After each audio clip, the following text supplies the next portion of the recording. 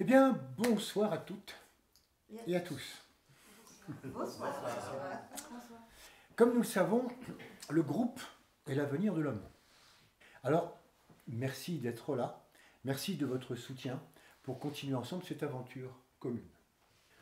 De près ou de loin, nous connaissons vraisemblablement tous James Bond et son matricule 007, dans lequel le double zéro signifie permis de tuer. Mais nous connaissons moins certainement l'agent 008, qui par sa parenté avec le 8e signe du Scorpion, nous donne un permis de sublimer, ce qui est le titre de la rencontre de ce soir. Ce permis de sublimer, c'est un permis de transmutation, c'est un permis de changement d'état. Et même si on ne passe pas de vie à trépas, c'est un permis qui invite à passer et à repasser, donc par des phases, qui étape après étape conduisent au cœur même de la vie. Ce permis de sublimer, il nous donne l'occasion de revisiter les lois de la physique psychique pour en comprendre les mécanismes et les utiliser au mieux afin de poursuivre notre engagement à chérir le monde et servir la vie. Alors, première question, qu'est-ce que la sublimation ? En physique, la sublimation, c'est le passage d'un corps dense à l'état gazeux sans passer par l'état liquide. Cette mutation saute l'étape habituelle qu'on nomme fusion, dans laquelle le solide devient liquide, puis vaporisation, où le liquide se change en gaz. Le meilleur exemple en est la glace, qui, dans certaines circonstances, fond en eau, qui ensuite s'évapore. Mais au soleil, de grandes quantités de glace s'évaporent directement, sans passer par l'état liquide, et c'est ce qu'on appelle la sublimation. Alors évidemment, on n'est pas là pour faire de la physique, mais pour faire des analogies avec le fonctionnement humain. Sachant que l'état solide est en rapport avec le corps physique, l'état liquide avec l'émotionnel et l'état gazeux avec le corps mental. La sublimation, donc, dans ce contexte, décrit le passage du physique dense au mental en laissant complètement de côté l'émotionnel. Bon, est-ce que c'est possible et où est-ce qu'on peut observer ce saut par-dessus l'émotionnel ? C'est vrai qu'on peut le voir dans l'art de devenir mental. Attention, pas l'art de devenir intelligent. Il faut se rappeler que l'intelligence et le mental, comme nous l'avons déjà vu, sont deux expressions différentes.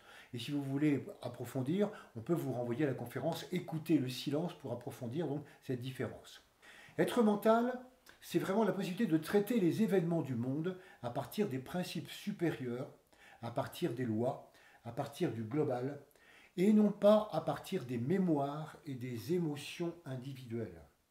En effet, tant qu'un individu est centré sur lui, toutes les perceptions qui viennent des 5 sens, toutes les informations lues, entendues, vues ou apprises, passent systématiquement par le fonctionnement émotionnel qui réagit immédiatement en j'aime ou j'aime pas. Alors, c'est à partir de ces appréciations, qu'on en ait conscience ou pas, que le mental réfléchit. C'est à partir de ça qu'il pense à travers les informations filtrées que l'émotionnel lui fournit. Alors, sachant que le mental transforme des vibrations en idées, à ce moment-là, il transforme les vibrations des émotions, des désirs et des affects en pensées partiales, et du coup forcément partielles. Et c'est ce qu'on appelle alors des opinions, et non des idées. Et ça n'est pas du tout créateur de mieux pour l'ensemble. Par contre, développer un mental créateur implique une capacité à entendre, à discerner l'inédit, et surtout à ne pas se laisser polluer ni même influencer par l'émotionnel et l'affectif. Être mental, c'est traiter les situations depuis leurs causes profondes et non à partir de leurs effets. Et c'est ce qui se passe quand on commence à pratiquer la voie de la sagesse, dont il était question donc la fois dernière, et qu'on commence à se décentrer, à devenir impersonnel. Alors à ce moment-là, un fonctionnement nouveau intervient. Les informations, les sensations ne passent plus du tout par le filtre du moi et par conséquent n'engendrent plus d'émotions puissantes. Les vibrations des 5 sens qui nous informent sur l'état du monde ne passent plus par le besoin personnel d'appréciation. Elles sautent par-dessus l'émotionnel pour alimenter directement le mental supérieur. C'est une sublimation. On est passé par-dessus l'état liquide.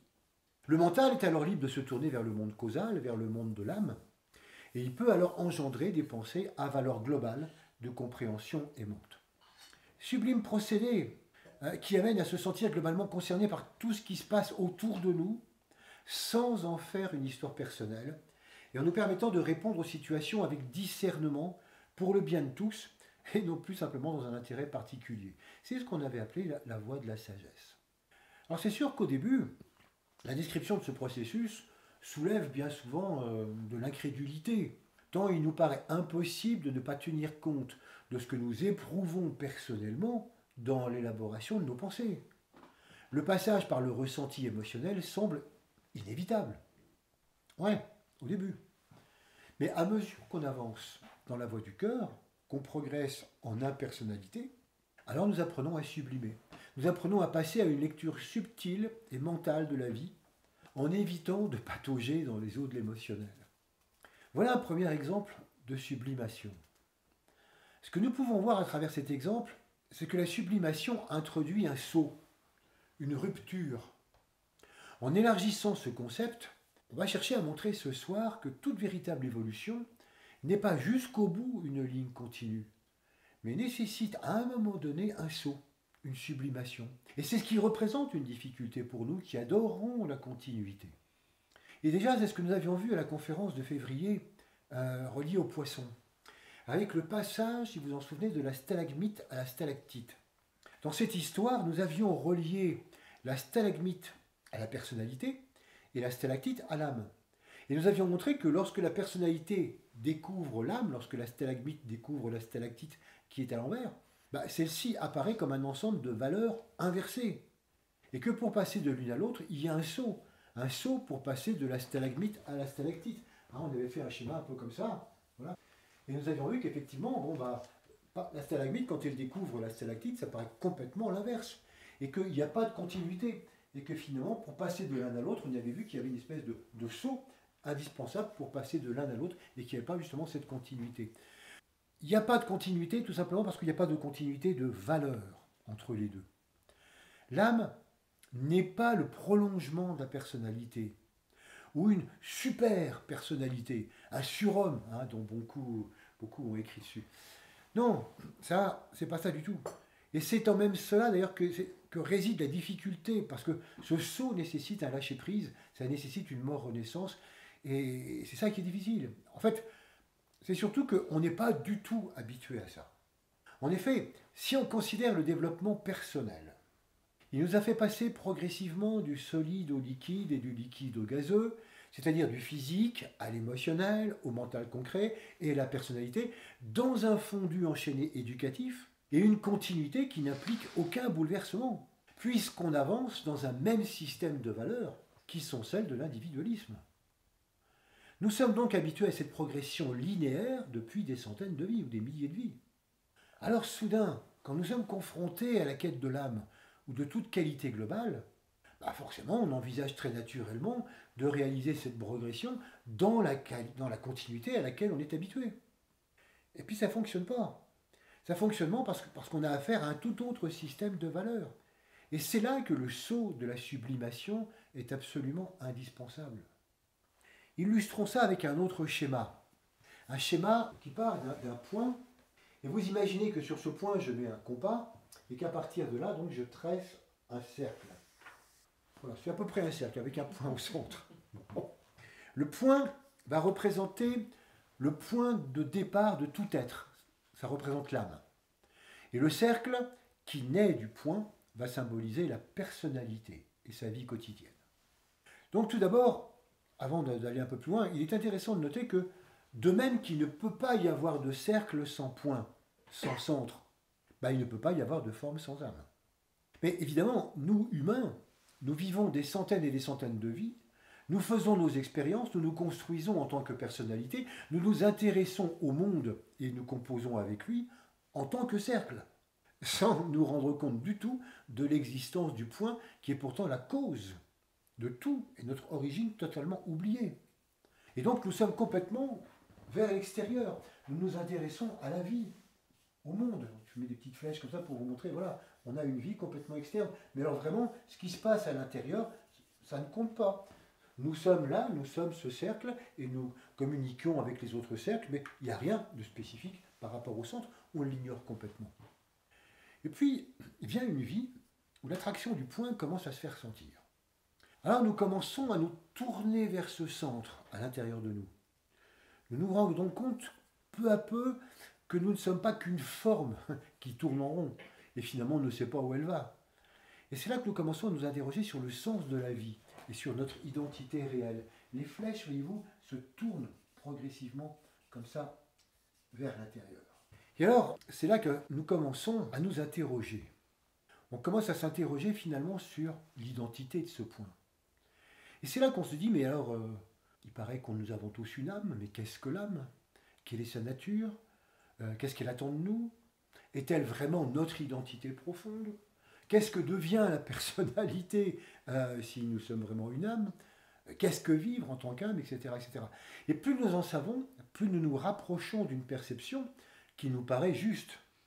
Et plus nous cherchons à vivre, toujours sur le cercle, selon ce que nous connaissons de l'âme, selon ce que nous apprenons de l'âme, selon les préceptes indiqués dans tous les livres qui traitent de ce sujet, et que nous lisons de plus en plus. Alors, fort de ces préceptes, nous cherchons à améliorer la personnalité, à la transformer dans le sens que nous pensons souhaitable, et nous engageons consciemment donc certaines mutations. Et ces mutations, elles vont nous rapprocher de plus en plus du centre, mais tout en restant dans les valeurs de la personnalité. Vous voyez, on se transforme, on met en place comme ça certaines épurations, et c'est comme si on engageait une spirale, et cette spirale, elle va nous amener à un moment donné, toujours au cercle, nous sommes toujours une personnalité, mais beaucoup plus proche du centre.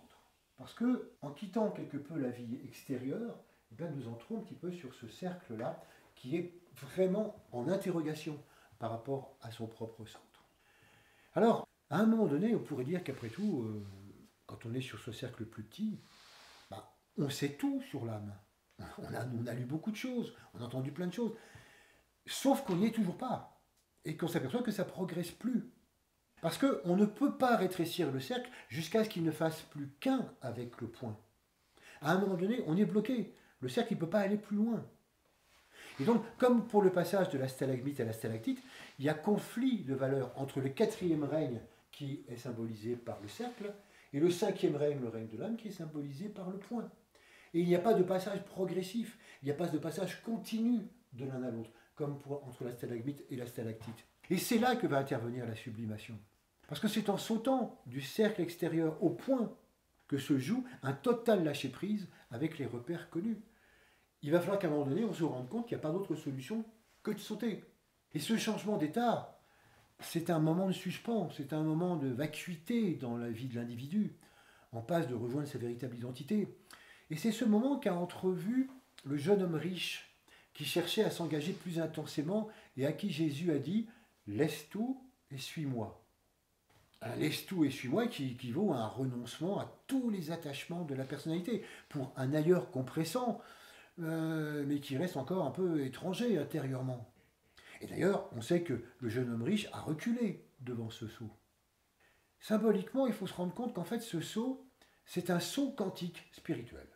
Parce que la sublimation, le passage du cercle au point, c'est un saut quantique. Je vous rappelle que le saut quantique, ça décrit le comportement d'une particule qui passe d'une orbite à une autre, sans trajectoire continue repérable, ni stade intermédiaire. On ne sait pas comment ça se passe. Donc de même, la sublimation, c'est un saut instantané de la conscience qui se retrouve pleinement au cœur de sa source, sans qu'il y ait justement une continuité ou des stades qui vont de l'un à l'autre. Et ça, c'est très très important, c'est vraiment ce que nous allons chercher à montrer ce soir, la nécessité de passer d'un seul coup à autre chose, de sauter, parce qu'il n'y a pas de passerelle entre le cercle extérieur et le point. Alors, en théorie, ça semble simple, mais ce saut équivaut donc à une téléportation, qui demande de laisser derrière soi l'ensemble de ses références, l'ensemble de ses avoirs, pour n'être plus qu'un point au centre, dématérialisé, mais en même temps, pleinement conscience de la communauté avec tous les autres points, c'est-à-dire toutes les autres âmes. Et depuis le point, le rayonnement s'étend alors jusqu'à la personnalité qui est restée sur le cercle, parce qu'elle ne peut pas aller plus loin. Mais elle prend alors tout son sens créateur, parce qu'elle reconnaît qu'elle est pilotée depuis le centre, depuis l'âme, et que c'est les deux qui finalement vont pouvoir avoir une action fondamentale. Évidemment, si c'est pas si facile à faire, c'est qu'il doit y avoir des choses qui nous retiennent en arrière. Alors, qu'est-ce qui peut retarder, voire différer à beaucoup plus tard le saut de sublimation? Sans surprise, c'est l'attrait pour tout ce qui est personnel, qui est le grand frein à la sublimation. Cet attrait est d'ailleurs aussi problématique dans l'autosatisfaction que dans l'autodénigrement. En effet, se dénigrer, se plaindre, avoir pitié de soi, ne pas savoir, dire je ne suis pas capable, ça donne l'occasion de rester au centre de sa dramaturgie personnelle. En considérant que les difficultés que nous traversons résultent de nos incapacités, nous justifions nos limites et nos attachements à notre souhait plus ou moins conscient de ne pas changer. Quant au mirage de la satisfaction de soi, il apparaît évident qu'il est un frein à la sublimation, parce que si lâcher ses défauts et ses travers s'avère compliqué, parce qu'ils sont identitaires, il est facile de comprendre combien lâcher nos excellences devient insurmontable. Lâcher nos excellences pour une hypothétique réalisation de soi au centre apparaît comme une éventualité absurde à celui qui est satisfait de lui-même et fier de l'être. Abandonner cet état de réussite lui semble totalement un non-sens.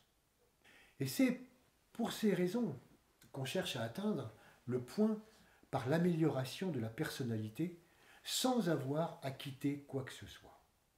Tant que nous considérons en tant que personnalité qu'atteindre le point est un plus pour nous, nous ne lâcherons rien et on restera en panne sur le cercle. Alors, ce symbole du cercle et du point au centre est bien pratique pour concevoir la globalité du processus de sublimation. Pour bien comprendre que même si en tant que personnalité, nous avons bien fait tout ce que nous pouvions pour nous rapprocher du centre, pour faciliter le saut à un moment donné, on ne peut pas aller plus loin et nous devons faire un saut de conscience. Et maintenant, si nous entrons d'une manière pratique dans les détails de l'opération, on va voir que ce transfert de conscience comporte de multiples phases. On va les étudier de près avec tout d'abord les transferts de chakras que nous avons commencé à évoquer le mois dernier. Nous avons vu que les chakras sont des centres distributeurs d'énergie à l'intérieur du corps éthérique. Ils sont l'interface entre tous les états de conscience et le corps physique. 7 chakras principaux sont reliés aux principaux états de conscience par lesquels l'humanité est passée, passe et passera au fil de ses vies sur Terre. Et le réveil ne peut se réaliser qu'en vivant l'état de conscience auquel ils sont reliés. Qu'en vivant l'état de conscience auquel ils sont reliés. C'est la seule manière d'éveiller véritablement les chakras.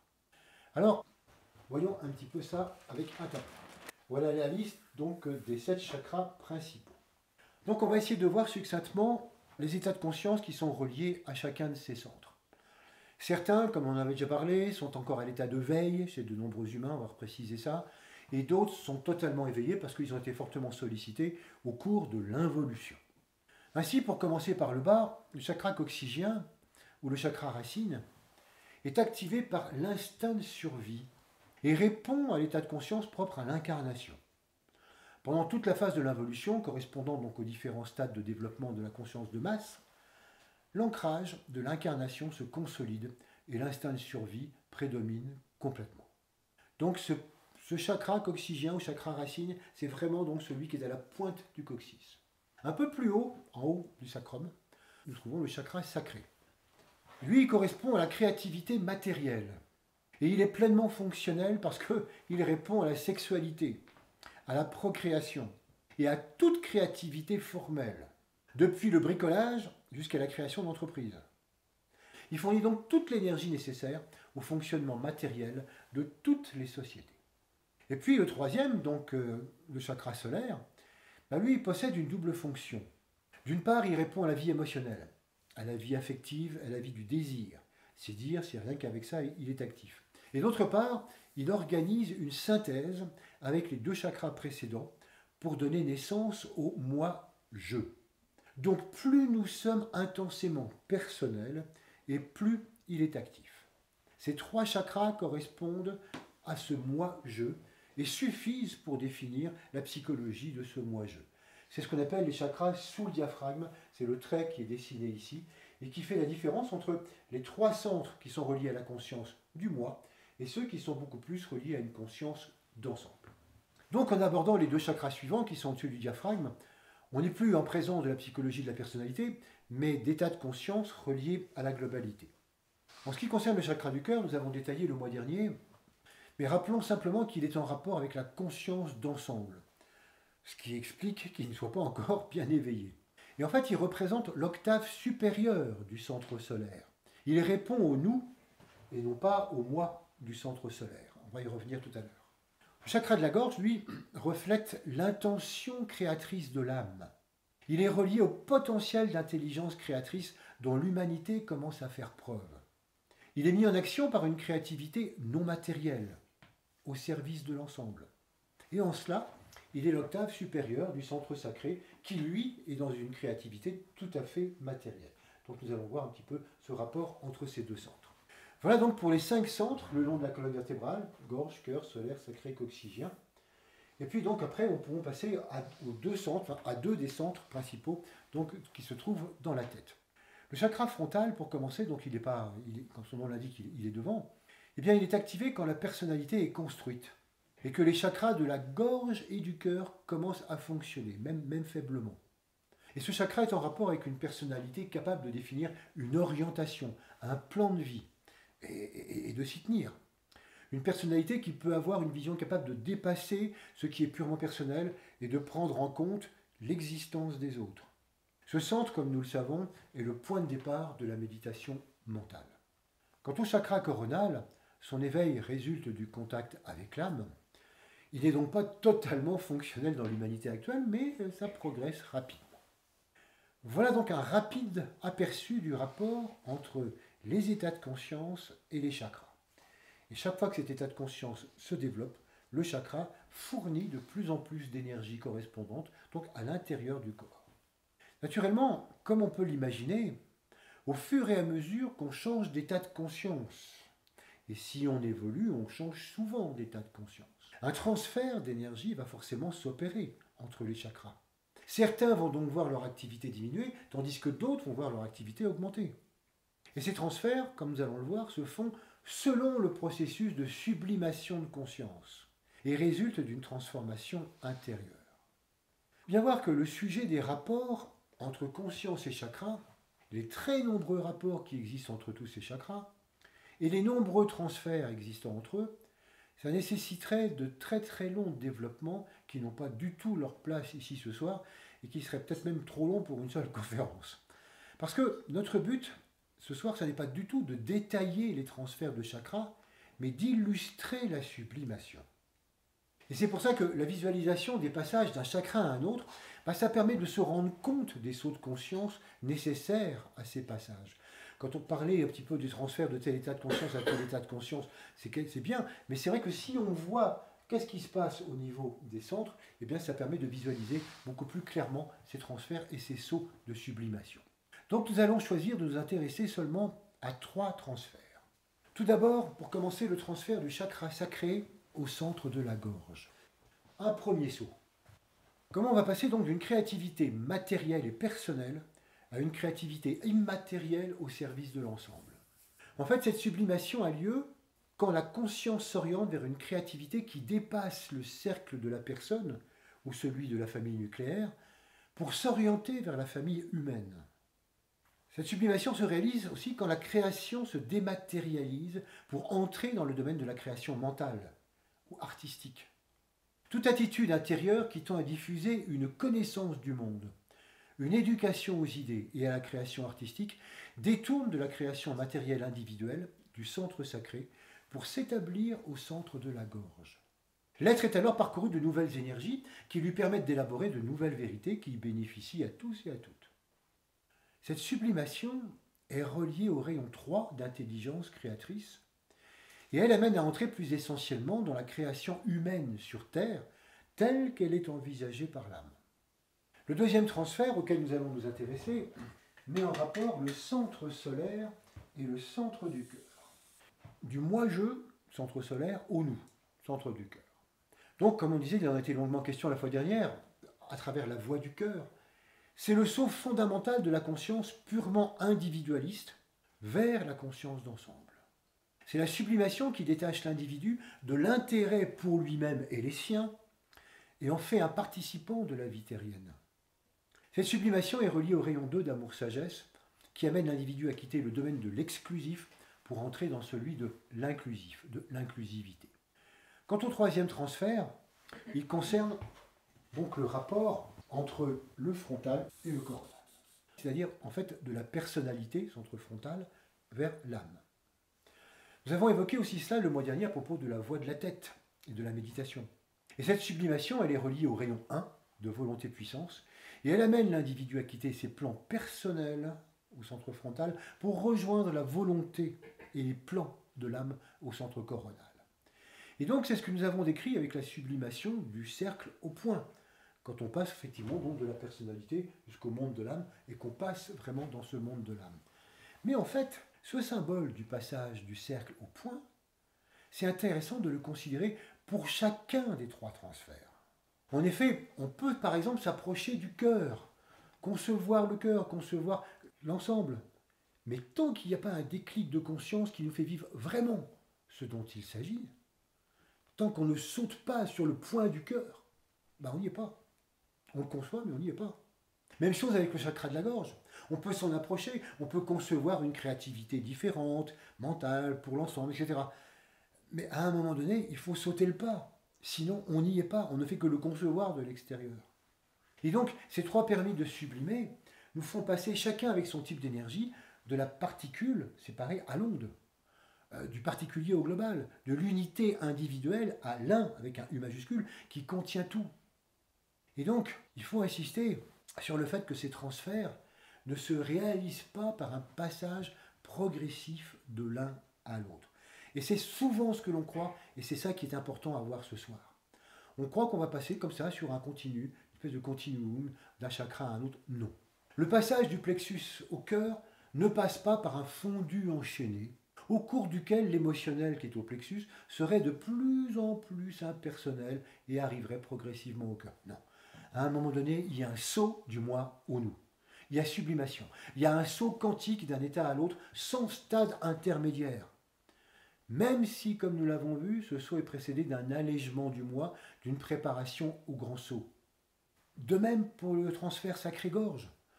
Ou bien on crée matériellement pour soi, ou bien on le fait plus subtilement et en direction de l'ensemble. Il n'y a pas d'intermédiaire. Idem pour le saut du frontal au coronal, où on est centré en tant que personnalité, ou on l'est en tant qu'âme. Mais il n'y a pas d'entre-deux. Ce qui peut nous faire croire à un entre-deux, parce qu'on y croit souvent, c'est que tant que le permis de sublimer n'est pas pleinement acquis, tant que l'impersonnalité n'est pas effective, nous opérons de nombreux allers-retours entre les deux chakras, révélateurs de la dualité dans laquelle nous vivons. Et donc souvent nous allons prendre ces allers-retours et ces espèces de dualité comme une espèce d'entre-deux. Mais pas du tout.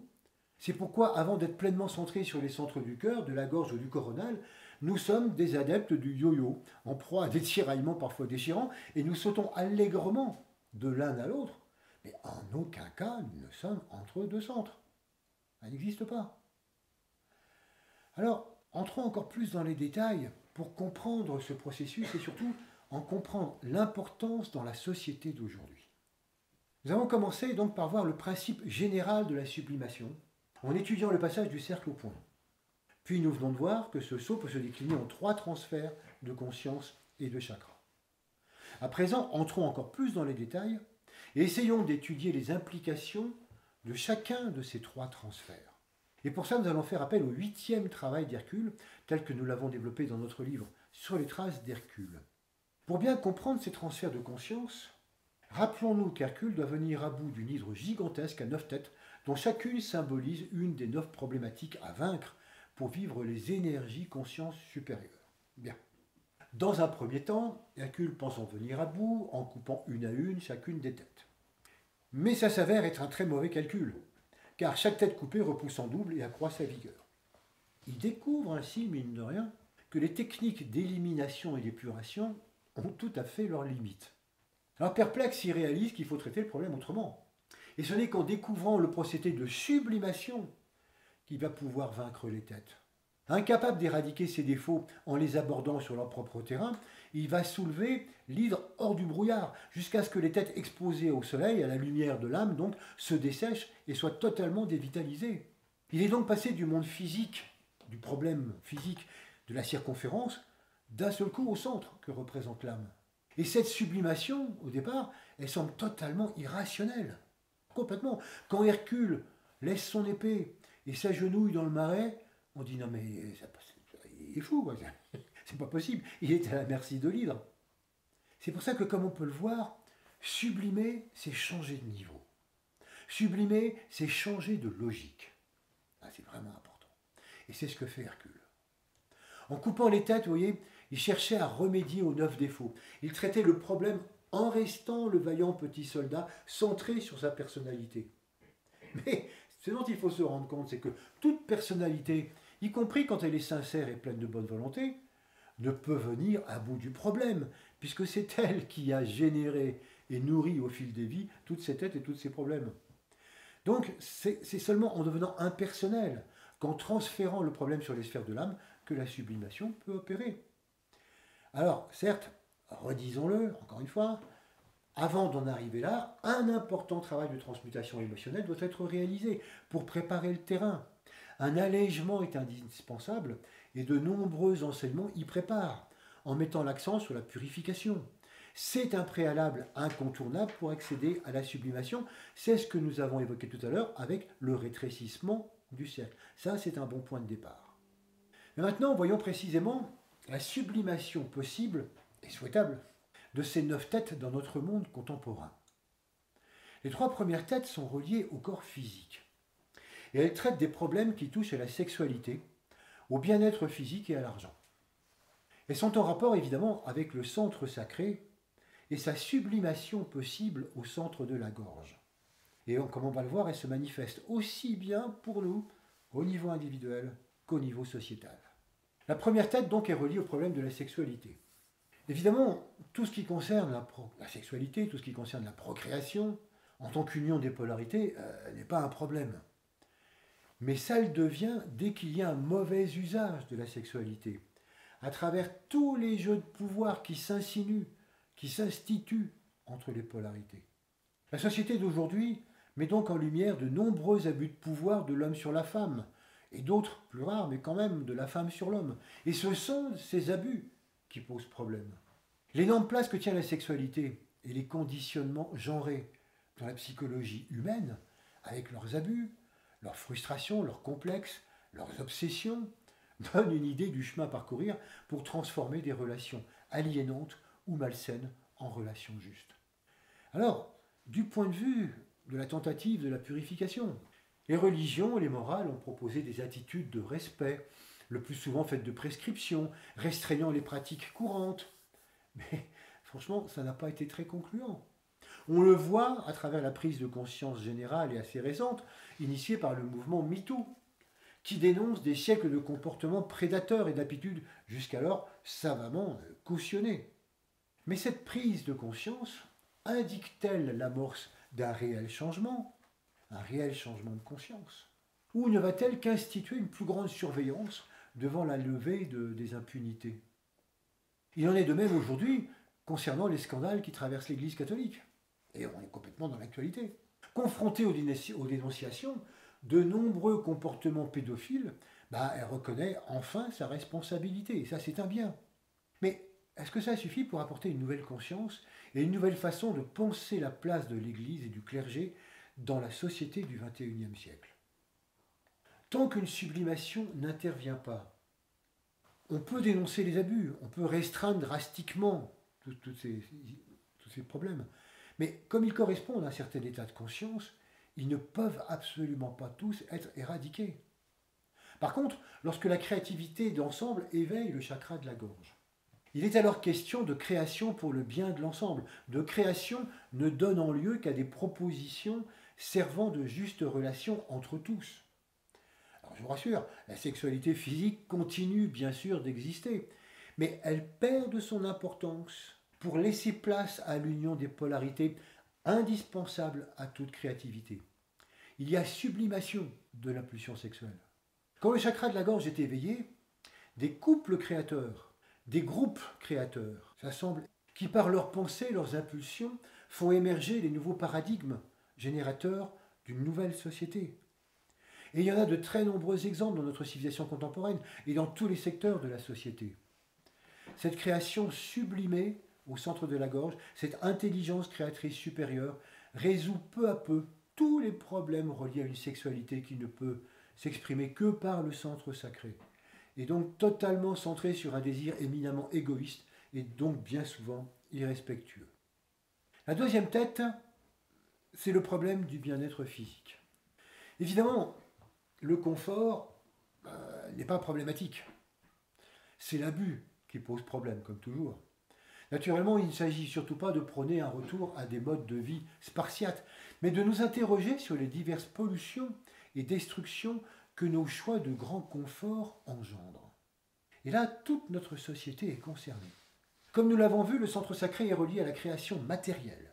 Et notre civilisation croule et étouffe littéralement sous des monceaux de formes et d'objets que beaucoup pensent encore indispensables à leur bonheur.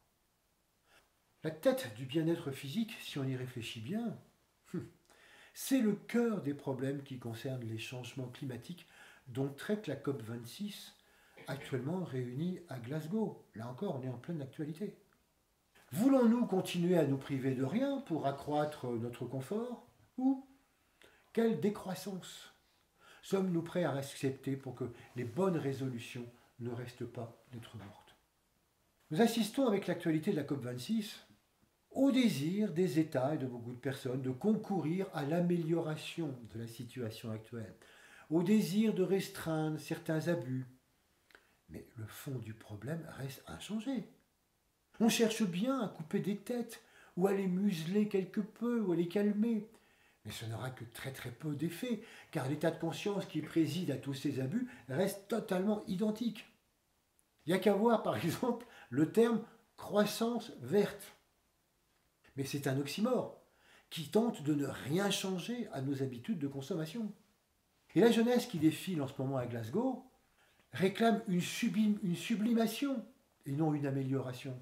Elle réclame un changement d'état de conscience, un changement de paradigme du tout au tout. Elle fait preuve d'un transfert au centre de la gorge et d'un souci d'œuvrer collectivement en s'impliquant individuellement et radicalement pour le changement. Ils ne sont pas dupes, ils se rendent bien compte que si on fait des petites améliorations, ça ne change rien. C'est vraiment là sous nos yeux. Et ça montre vraiment qu'une part croissante de l'humanité cherche vraiment à promouvoir les valeurs associées au centre de la gorge, en pensant à un autre monde, en envisageant de vivre avec un confort simple, qui ne nuit ni à la planète, ni aux autres règnes. Et ça exige des sacrifices. Ça implique d'abandonner des dizaines d'années d'habitudes de consommation effrénées, d'union avide avec des objets de consommation. Et donc toute attitude qui finalement sont pleinement en phase avec le chakra sacré. Alors faire le saut qui permet de passer du centre sacré au centre de la gorge, ça engage d'un coup sur le sentier de la décroissance matérielle. On n'essaie pas de peaufiner avec une croissance douce. Non, c'est tout. On passe à la centre de la gorge, décroissance matérielle, au profit d'une croissance de conscience. C'est un changement de paradigme et non une transition douce, raisonnée, ni même raisonnable. Et ça passe évidemment par un autre rapport à la richesse, un autre rapport à l'argent, qui justement est le troisième problème donc, que nous avons à voir. Troisième tête physique, l'argent en tant que matérialisation du corps éthérique de l'humanité. Ça répond aussi, bien sûr, dans un premier temps, au mode de fonctionnement du centre sacré. L'argent pris isolément n'est pas du tout un problème, comme nous l'avons vu pour les deux autres. C'est l'usage qu'on en fait qu'il devient. C'est sa répartition, et non son manque supposé, qui pose question et donne aux problèmes et au monde, pour l'instant, sa couleur actuelle. Tant que l'état de conscience majoritaire activera préférentiellement le centre sacré, il ne pourra pas être question vraiment de réel partage, parce que ce centre implique d'avoir toujours plus, égoïstement. Donc tant qu'on en reste là, il n'y a rien de fondamental qui changera. Et là encore, ce n'est pas en cherchant à couper ou à brider les têtes, ou à les rendre sympathiques pour améliorer la situation, qu'une solution pérenne sera trouvée. La charité, les dons, tout bénéfique qu'il soit, ne change pas le fond. Évidemment que ça aide vraiment toutes les personnes qui sont dans le besoin sur la planète, et ils sont nombreux. Mais ça ne change pas le fond générateur d'inégalité. Là encore, ce n'est qu'en sublimant, en faisant le saut au centre de la gorge, qu'on met fin à la charité, pour parvenir à un état d'esprit de partage naturel. l'évidence que toutes les ressources naturelles de la Terre appartiennent à tous, alors ça apparaît là clairement. Le partage n'est plus alors une compensation charitable des déséquilibres, mais une évidence aussi naturelle qu'une famille peut répartir l'argent entre tous ses membres selon les nécessités de chacun. Ça devient une gestion collective des ressources collectives pour le bien de tous. Et donc, comme on peut le voir, la question de l'argent est omniprésente et particulièrement reliée d'ailleurs à la précédente. En effet, si les personnes qui passent au centre de la gorge cessent de consommer selon les critères actuels, ou diminuent sérieusement leur consommation, si de plus les problèmes climatiques nous obligent à une décroissance économique, à une moindre production, le chômage va exploser dans les conditions actuelles de l'organisation de notre société. Alors du coup, quel partage des flux financiers? Quelle réorientation de la circulation de l'argent? Quel nouveau paradigme sur la valeur du travail? Les réponses sont évidemment à considérer du point de vue du centre de la gorge et non du point de vue du centre sacré. Et sans sublimation, pas de réelle solution. Donc comme on peut le voir avec ces trois têtes, sexualité, surconsommation, argent, elles sont à elles seules extrêmement représentatives de l'humanité actuelle. De nombreuses personnes reliées au centre de la gorge réclament de véritables changements. Elles dénoncent les demi-mesures et les réformes soucieuses d'amélioration, mais totalement déconnectées du besoin de sublimation qui implique d'être au monde autrement. Et donc on voit bien avec ces trois problèmes, comme nous allons le voir avec les suivants, que collectivement ou individuellement, souvent nous cherchons à améliorer les problèmes, à modifier, à réformer, à purifier. Et voilà pourquoi, qu'il s'agisse de notre propre vie ou de la vie en société, on assiste à toutes ces modifications sans voir de réels changements de fond. Tant qu'il n'y a pas de sublimation, rien ne change vraiment.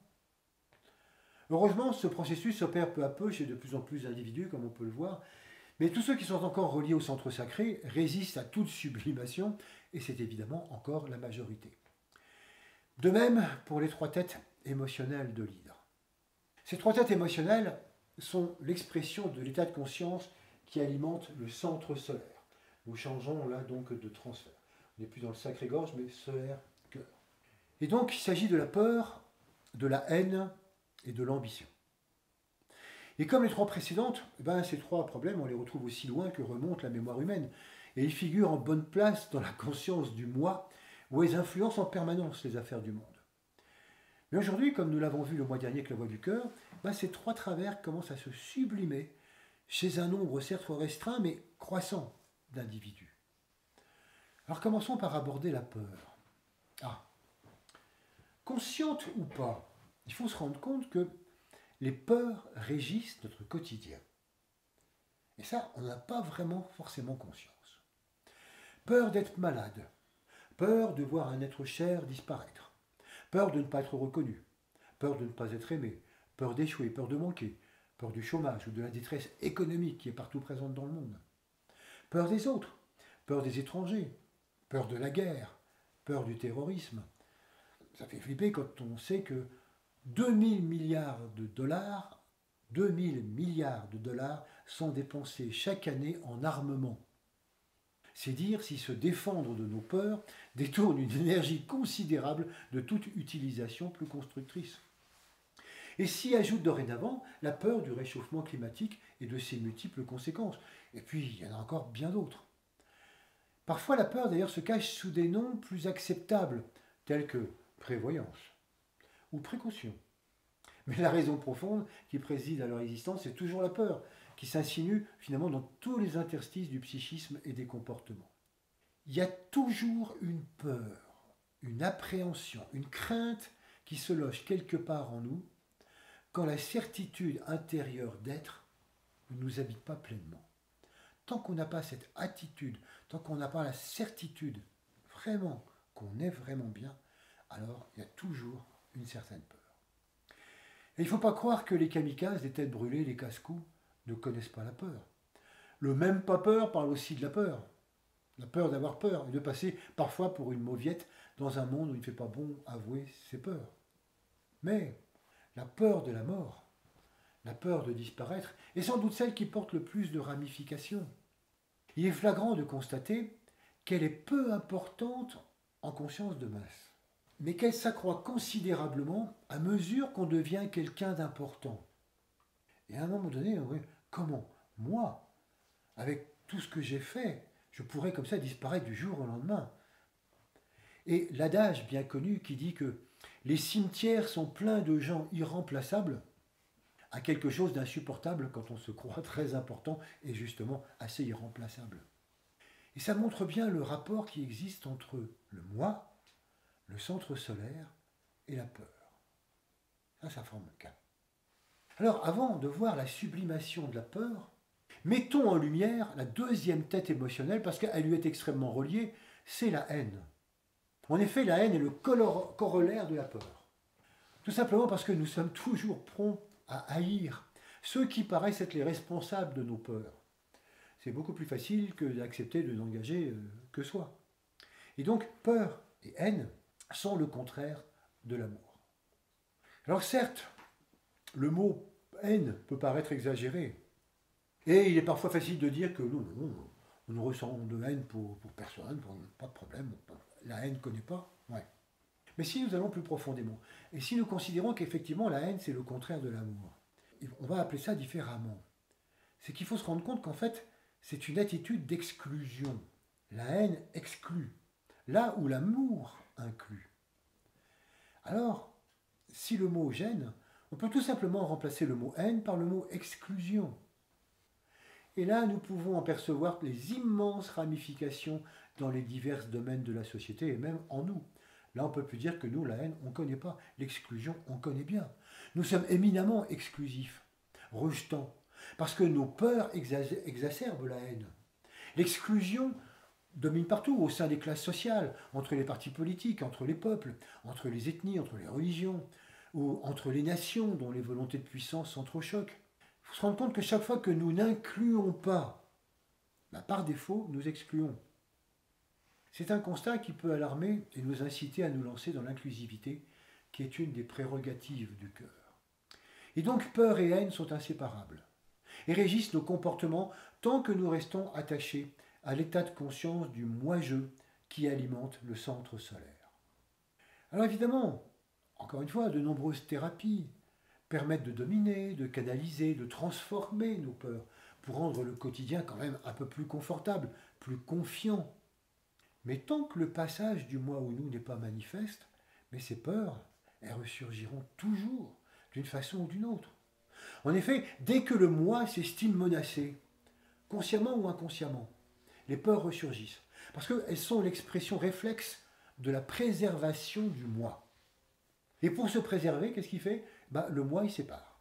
Le moi exclut. C'est la haine. Seule la sublimation, le transfert du moi au nous, du centre solaire au chakra du cœur, nous avons parlé vraiment le mois dernier, peut venir à bout de la haine et de la peur. Le passage au cœur, naturellement, implique une relative impersonnalité, et ce n'est qu'à ce prix que l'innocuité, la compréhension aimante et l'inclusivité peuvent exister. Passer au cœur, c'est se tourner prioritairement vers l'ensemble. C'est sentir, penser et agir en tant qu'ensemble planétaire. Et c'est ce sens croissant de l'universalité qui active le centre du cœur. Si, comme nous l'avons vu, la voie du cœur est une démarche d'inclusivité qui n'appartient pas spécifiquement au domaine spirituel, elle y mène tôt ou tard. En effet, cette transformation accorde notre vision du monde à celle de l'âme, qui ne poursuit aucun but personnel, puisqu'elle est avant tout l'expression d'une conscience globale qui travaille à un plan commun à l'ensemble des terriens. Alors, troisième tête, la dernière tête émotionnelle de l'hydre, et qui donne à l'humanité son importance personnelle, elle s'exprime par l'ambition. Là encore, nombreux sont ceux qui pensent être complètement dépourvus d'ambition. Parce que, quelquefois, on n'aperçoit que dans la signification usuelle et sa proximité avec le pouvoir. Mais c'est sans compter avec ses dérivés qu'on trouve partout. L'ambition, c'est un fort désir de croissance, désir d'avoir, désir de pouvoir, qui touche l'ensemble de l'humanité en conscience individuelle. C'est l'expression du besoin de développement personnel ressenti par tout individu qui élabore son individualité. Dès que jeunes adultes, nous commençons à nous projeter dans l'avenir, à rêver à ce que nous voudrions réaliser. Dès que l'on aspire à réussir, l'ambition est en marche. Et du coup, elle détermine nos objectifs de vie personnelle. Tous nos objectifs de vie personnelle. Et elle ne conçoit pas de limite. C'est une volonté d'être plus que les autres. Et ça puise souvent sa force dans la peur de l'anonymat dans une société du paraître. C'est pour ça que cette force de croissance agit sur les individus comme sur les sociétés et les nations. C'est la force de l'expansionnisme social, politique, économique et financier qui dirige la planète. C'est cette force qui pousse à considérer tous ceux qui manquent d'ambition comme des faibles et asservit peu à peu toutes les formes de vie sur Terre. Alors certains pensent que l'ambition se calme avec l'âge, ou quand on n'a plus rien à prouver. Mais cette apparente transformation ne change rien au fond. Bien souvent, l'ambition reste présente sous d'autres formes, comme par exemple celle qui consiste à avoir de l'ambition non plus pour soi, mais pour ses enfants et ses petits-enfants. Il peut y avoir aussi une ambition spirituelle. Celle-ci se masque souvent, mais tire fierté de tels contacts avec l'âme, ou s'imagine progresser dans le chemin initiatique. Certains ambitionnent de monter une à une les marches qui vont permettre de passer au transfert du chakra du cœur. Mais de toute façon, il s'agit toujours d'un désir d'accomplissement personnel. Le gag, c'est que c'est également une grande ambition personnelle que de vouloir devenir impersonnel. Une grande aspiration personnelle, donc évidemment exclusive. Seule la sublimation peut véritablement en venir à bout. Et ce passage amène la volonté de servir la vie de tous et non plus simplement la sienne propre. Réussir sa vie, c'est une étape. C'est un passage nécessaire et indispensable pour se construire individuellement. Mais ce n'est pas un but. C'est un moyen pour ensuite s'offrir pleinement pour chérir le monde et servir la vie sans attente de retour. Alors comme on peut le voir, ces 6 têtes, ces 6 attitudes résument bien l'ensemble des crises que traversent les individus et les sociétés. Et si elles sont perçues avec une acuité particulière en ce moment, c'est qu'une partie de l'humanité commence à les sublimer, on va en reparler tout à l'heure. Et ça commence à apporter donc des réponses d'ensemble. Les 2 transferts de conscience progressent, même si une masse critique n'est pas du tout encore atteinte. Mais les crises sont une lumière projetée sur ces comportements qui apparaissent aujourd'hui suffisamment inappropriés pour demander à être transformés. Et ça, c'est une preuve que l'humanité commence son œuvre de sublimation.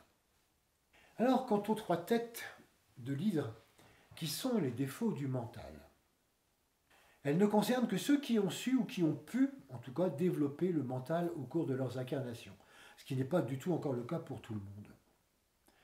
Les 3 têtes que sont l'orgueil, la séparativité et la cruauté mentale donnent du pouvoir à la personnalité égocentrée et font systématiquement obstruction aux influences de l'âme et du cœur. Évidemment, il ne s'agit pas ici du mental supérieur que nous avons évoqué le mois dernier à propos de la voie de la tête, mais du mental relié à l'émotionnel et à l'ensemble du moi. Ce mental concret se développe essentiellement à partir du savoir et des connaissances qu'il utilise pour imposer sa volonté et faire état de sa supériorité sur les autres. C'est ce qui se passe par exemple avec le premier défaut, l'orgueil. L'orgueil, c'est donc un sentiment de supériorité qui s'exerce au détriment de la considération qu'on pourrait avoir pour les autres. Et donc l'orgueil, c'est pas tant le problème qui consiste à se croire excellent, le meilleur. Après tout, c'est peut-être vrai, c'est pas ça le problème. Ce qui pose problème, c'est l'attitude qui consiste à se sentir supérieur et à en profiter pour humilier, rabaisser les autres, pour pouvoir mieux asseoir sa suprématie. La conséquence de l'orgueil est bien souvent le mépris. Et chacun à son niveau peut mépriser celui qui n'a pas réussi, celui qui n'a pas fait d'études, celui qui n'est pas du même milieu social, celui qui ne comprend rien, ou alors celui qui a des croyances bizarres. Il faut bien se rendre compte qu'on est tous le méprisé de quelqu'un d'autre, qui a besoin de ce mépris pour se rassurer sur son orgueil. Alors, l'orgueil, c'est aussi une satisfaction intellectuelle, qui s'installe à mesure que le mental engrange un savoir encyclopédique et pense avoir à sa disposition l'ensemble des explications sur le fonctionnement du monde. C'est l'attitude d'autosuffisance qui s'installe par exemple chez le scientiste. Il devient le Dieu tout-puissant de son univers et rejette toute idée de présence de l'âme parce qu'il n'en a nul besoin pour fonctionner. Et donc, il croit tout savoir. Et il se coupe à la fois de ceux qui jugent inférieurs, un peu dignes d'intérêt parce qu'ils ne savent rien, donc ils méprisent, et puis en même temps des mondes supérieurs dont il rejette l'existence parce que c'est totalement irrationnel et inutile. Et donc l'attitude méprisante de l'orgueil le coupe de tout. Et on voit bien à partir de ça combien l'orgueil conduit complètement au deuxième travers du mental qu'on a commencé à voir, la séparativité. Si le corps émotionnel nous entraîne à différencier le bon du mauvais, le mental concret nous amène à distinguer le vrai du faux, à discerner précisément tout ce qui spécifie un élément et le distingue d'un autre, tout ce qui caractérise une personne et pas une autre. Et c'est grâce au développement mental que l'individu s'individualise véritablement, parce qu'il met en évidence tout ce qui le différencie des autres. On ne peut pas le faire tant qu'on n'a pas développé le mental. Mais en prenant de l'importance, le mental utilise pleinement cet atout et le transforme en un motif de séparation. Et c'est ce qui va donner naissance dans notre société à tous les murs de séparation. Depuis ceux qui prennent naissance dans notre tête et dont nous avons à peine conscience, comme on l'évoquait tout à l'heure, mur de séparation entre individus, entre classes sociales, mur qui nous coupe de tous ceux que nous ne considérons pas, jusqu'aux murs en béton ou en barbelé, et qui coupent des populations de leurs voisins, ou jusqu'aux murs qui font que chaque nation se croit meilleure que ses voisines, voire même éventuellement que le monde entier. On voit donc bien combien orgueil et séparatisme dominent encore la pensée politique, économique et sociale. Il s'ensuit une compétition constante qui fait prévaloir les projets individuels sur les projets collectifs. Et ces deux têtes mettent malheureusement en évidence la façon dont une grande partie de l'humanité pense le monde. Et ça s'exprime à travers la troisième tête, la cruauté mentale. Ah. Alors, on pourrait se faire une fausse idée de la cruauté mentale si on la compare à la cruauté physique. En fait, ce n'est pas du tout une volonté de faire du mal directement. Il n'y a aucune volonté directe de dire on veut faire le mal, pas du tout. La cruauté mentale, c'est tout simplement l'affirmation tranquille qu'il faut accepter les dégâts collatéraux dus aux actions des personnalités orgueilleuses, séparatistes et fières de l'être. C'est une justification de l'orgueil et du séparatisme en vue d'acquérir plus de pouvoir au mépris des autres, de la terre et des terriens dans leur ensemble. La cruauté mentale, c'est le cynisme des personnalités puissantes qui pensent que forcément tout le monde ne peut pas être gagnant et que c'est bien normal que dans la vie il y ait des gagnants puis des perdants et qu'il y a nécessairement un darwinisme social qui fait la part belle au plus fort et puis élimine les faibles, c'est naturel. Et vous voyez combien il peut y avoir une certaine obscénité à vouloir faire de ces comportements individualistes une loi de la nature, un darwinisme social. Et c'est ce cynisme, cette cruauté mentale, que dénoncent en ce moment bon nombre de personnes.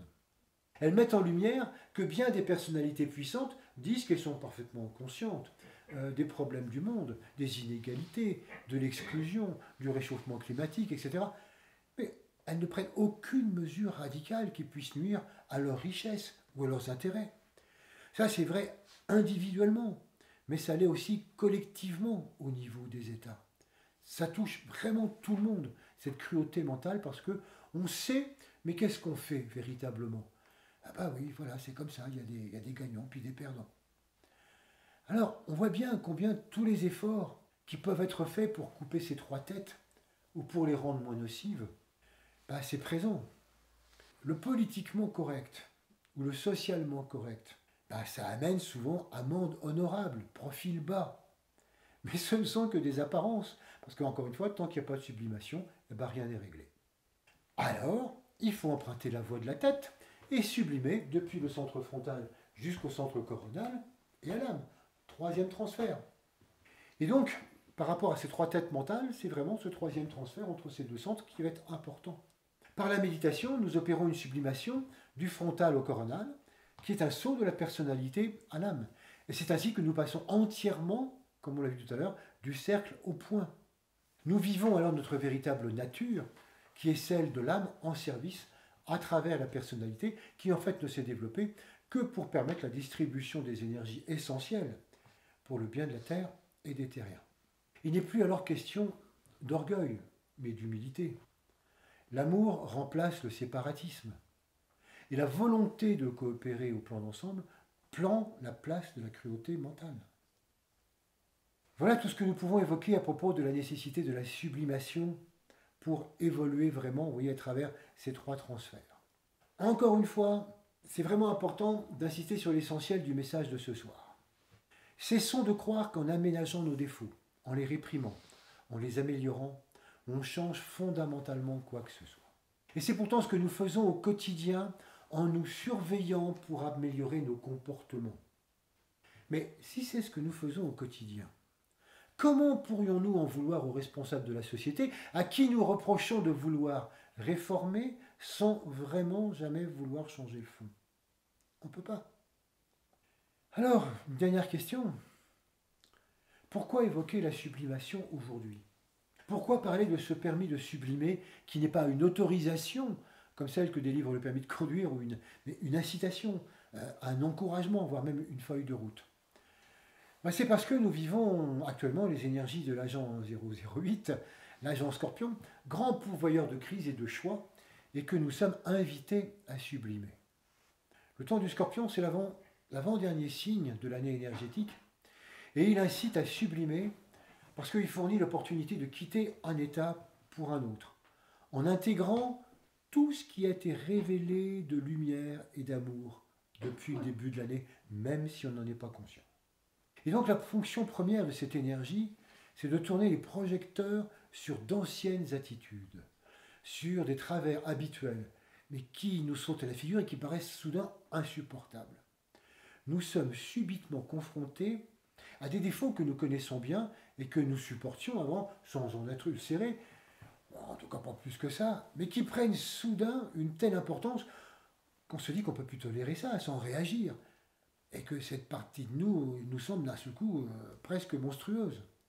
Alors nous ne pouvons plus continuer de la sorte. Ou nous banalisons nos noirceurs, ou nous continuons de fonctionner sans les voir. Mais tout le travail entrepris pendant l'année porte ses fruits, et on ne peut plus faire comme si nous ne savions pas, d'où l'apparition d'une crise. En fait, l'agent 008 est pourvoyeur de crise au niveau individuel comme au niveau collectif. Il suffit de voir tous les choix cruciaux qui nous interpellent tous en ce moment. Et si aujourd'hui, certains problèmes sont d'une actualité brûlante, comme nous l'avons dit, ce n'est pas uniquement parce que nous sommes dans le mois du Scorpion, mais parce que l'humanité en ce moment est mise à l'épreuve par cette énergie d'une façon chronique. Les têtes de l'hydre apparaissent aujourd'hui avec une acuité particulière parce qu'une partie de l'humanité a suffisamment progressé pour mettre de la lumière et jeter un autre regard sur le monde dans lequel nous évoluons. Du coup, ça prend beaucoup de temps, beaucoup de mois. Ce n'est pas simplement le temps du mois du Scorpion, ça s'étale sur des années. En effet, tout être responsable porte un regard éclairé sur le monde. Et tout être éclairé sait qu'il contribue ou au problème ou à la solution. Et tout être éclairé ne peut plus vivre uniquement pour lui-même et ignorer les conséquences de ses actes. Alors, la lumière, ça nous incite à voir ce qu'il convient d'accomplir. Un saut sublime pour un véritable changement. Sublimer, c'est transformer radicalement et instantanément ce qui ne doit plus être et tenir la note pleinement ancrée dans une nouvelle orientation.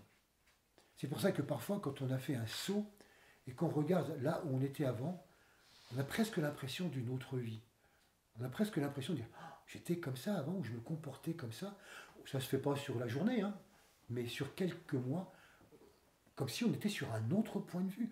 On s'était vraiment télétransporté sur un autre point de vue. Et donc, il faut bien comprendre que cette mise à l'épreuve, ces tests, ils ne viennent pas de l'extérieur. Ce sont nos progrès sur les voies du cœur et de la tête qui éclairent les têtes de l'hydre mondial.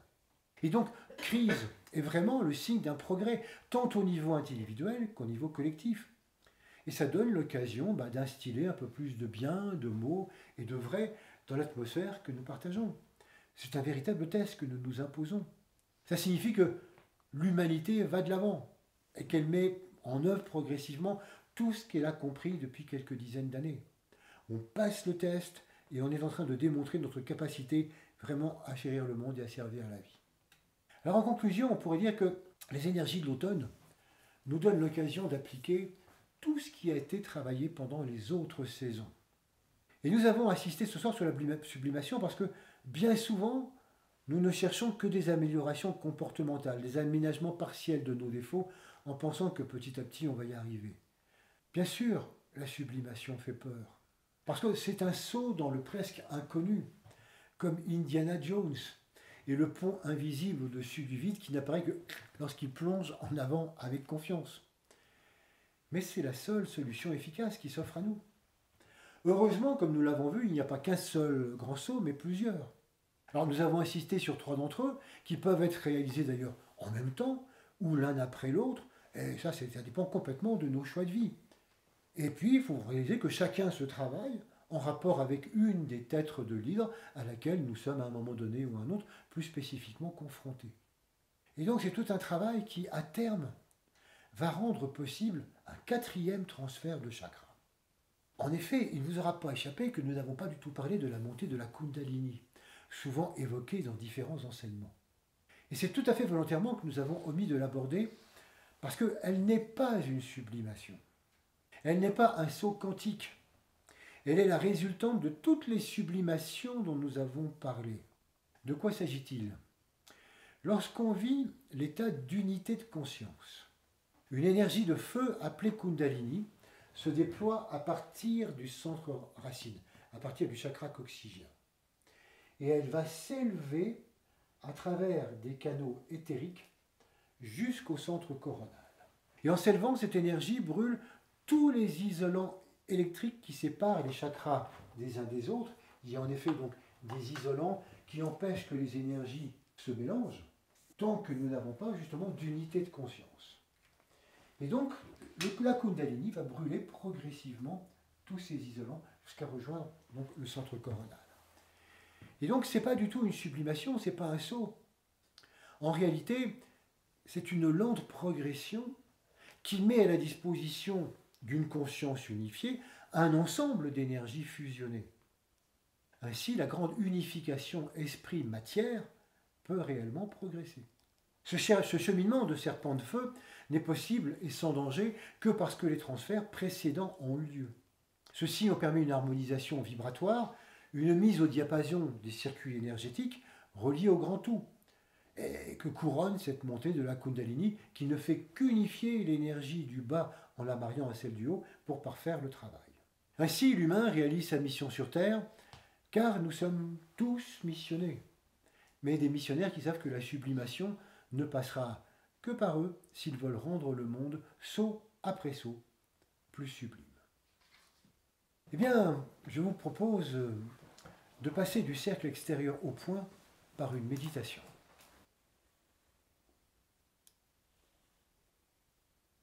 Après nous être reliés tous entre nous, présents ou à travers les distances, nous réalisons que nous sommes tous unis par le corps éthérique planétaire. Et pendant que nous respirons au niveau frontal, nous réalisons cette unité.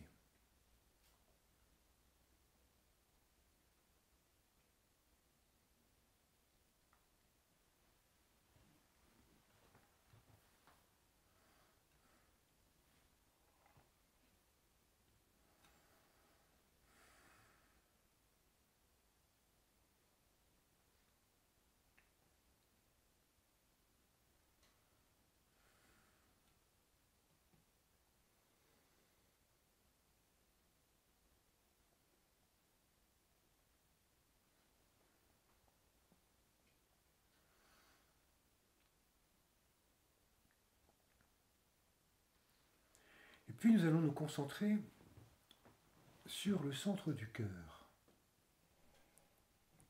Nous pouvons imaginer le chakra du cœur entre les omoplates dans le dos, mais ça n'est pas physique. Nous allons nous concentrer sur la conscience globale, la conscience d'ensemble. Déjà, le corps éthérique nous a rassemblés tous ensemble. Et maintenant, nous allons au-delà. Non seulement nous sommes reliés les uns aux autres, mais nous faisons partie d'un tout, avec toutes les autres vies sur Terre. Nous sommes un ensemble planétaire.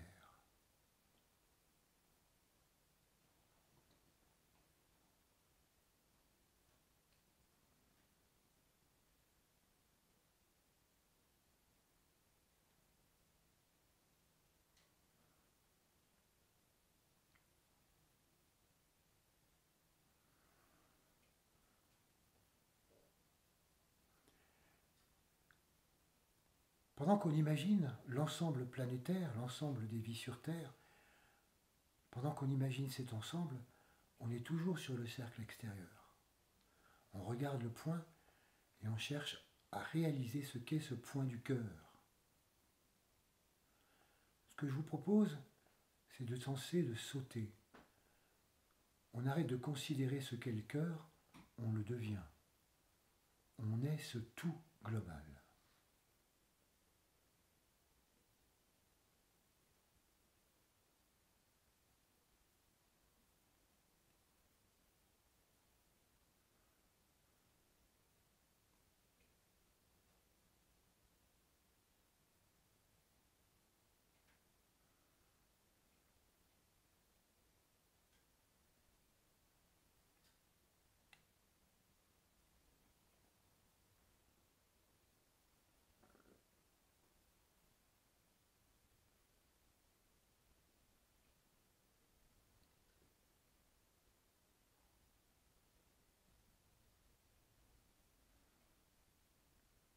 Et même si parfois on se déconcentre, c'est pas important.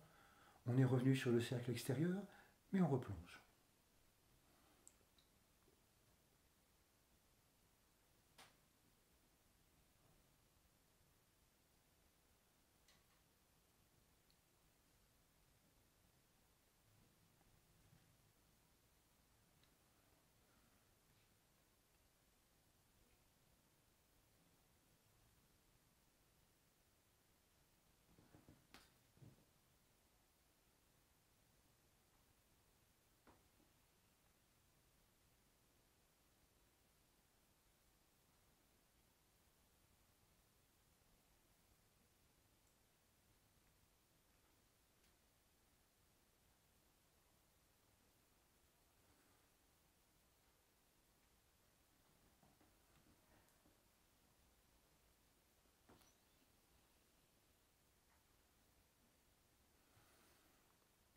Et puis nous allons nous concentrer sur le centre de la gorge. Non pas le centre physique qui se trouve à la base du cou, mais l'état de conscience qui lui est relié. Nous sommes encore quelque peu sur le cœur, sur cette conscience d'ensemble. Alors maintenant, nous imaginons la créativité possible de cet ensemble. Quand on est dans cette humanité une, qu'est-ce qu'on est venu faire sur Terre? Quelle créativité peut occuper notre quotidien? Quelle pensée? Quelle mise en œuvre? Le centre de la gorge, c'est le centre de la création d'ensemble, de l'humanité éclairée.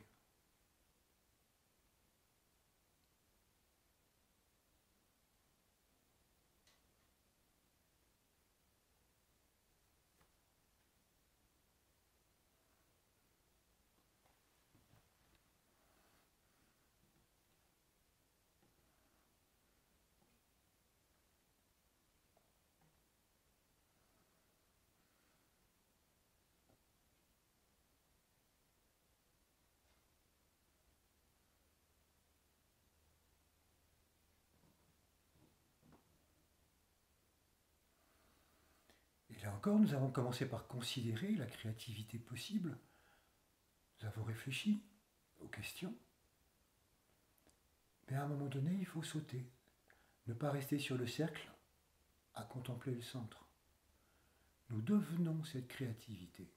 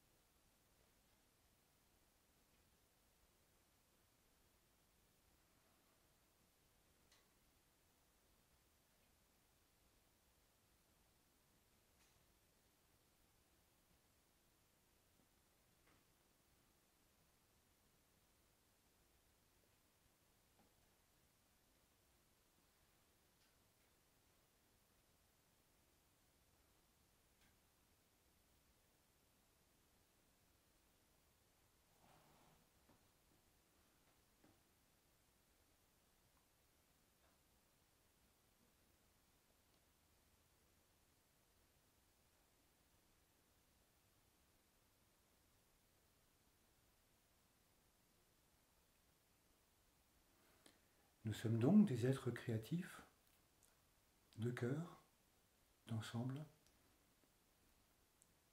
et nous pouvons synthétiser tout cela au centre frontal. Et c'est à partir de ce centre frontal que nous faisons notre troisième plongeon vers l'âme. Là aussi, souvent, on commence par la considérer en tant que lumière, en tant qu'amour, en tant que représentant les trois qualités fondamentales, la volonté, amour et lumière. Et après l'avoir considérée, on arrête de penser à elle, on plonge, on devient cet état de conscience.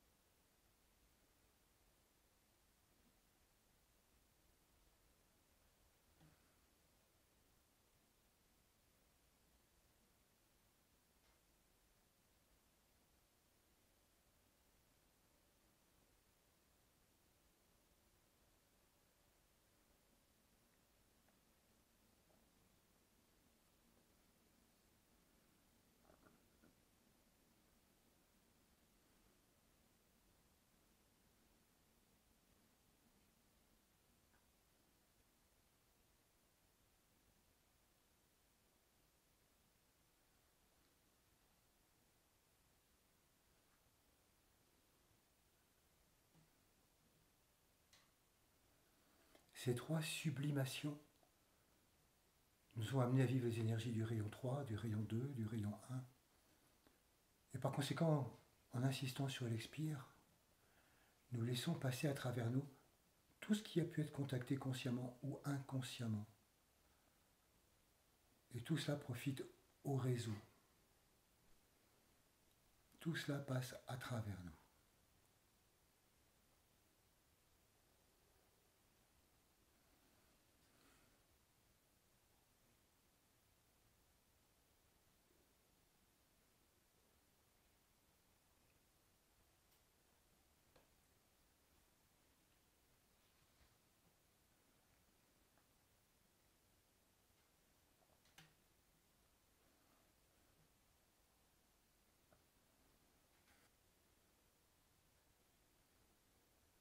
Puis nous prenons quelques instants pour intégrer toute cette expérience, ce que vous emportez ce soir.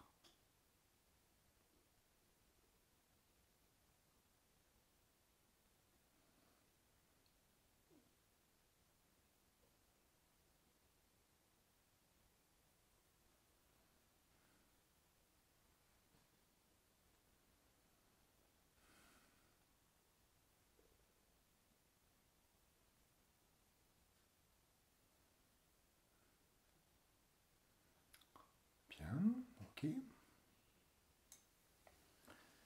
Eh bien, encore merci pour votre présence. Bon travail et au mois prochain.